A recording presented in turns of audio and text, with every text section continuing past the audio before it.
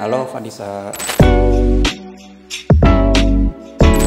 sih Mas tanggapan Mas Angga terkait bencana tersebut, atau mungkin di tahun kemarin juga kan ada bencana gempa tersebut? Ya Vanessa, jadi ini menarik ya.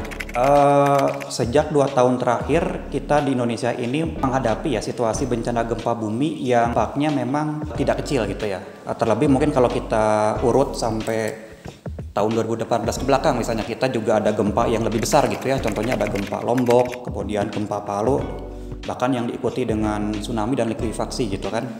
Nah itu artinya kita sebetulnya perlu meningkatkan kesadaran serta ketangguhan ya, khususnya infrastruktur kita terhadap bencana. Ini merupakan tantangan kita ke depan, bagaimana kaidah-kaidah ketahanan gempa untuk infrastruktur itu harus semakin masif untuk diterapkan gitu. Untuk bangunan-bangunan baru, maka kita bisa kontrol melalui perencanaan teknis gitu ya, yang sesuai dengan standar yang berlaku. Lalu untuk gedung-gedung yang sudah terbangun, maka perlu ada upaya-upaya retrofitting gitu, agar bangunan-bangunan tersebut siap gitu ya menghadapi kemungkinan-kemungkinan bencana yang kita harapkan tidak menimbulkan korban jiwa gitu ya. Seperti itu Vanessa.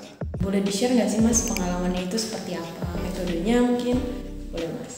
Untuk konteks ketika baru saja terjadi gempa yang merusak, maka yang perlu kita lakukan utamanya adalah kita sebut dengan quick assessment ya, atau pemeriksaan cepat, atau mungkin di beberapa negara istilahnya disebut dengan rapid assessment.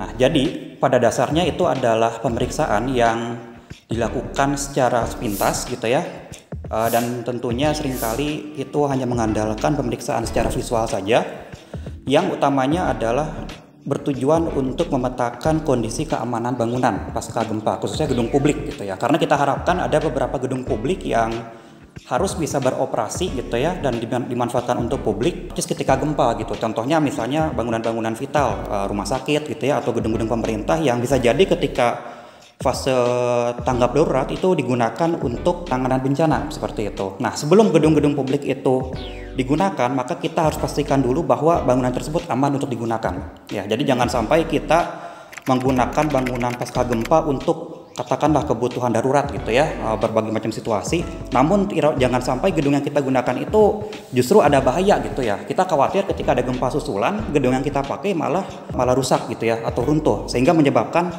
korban tambahan.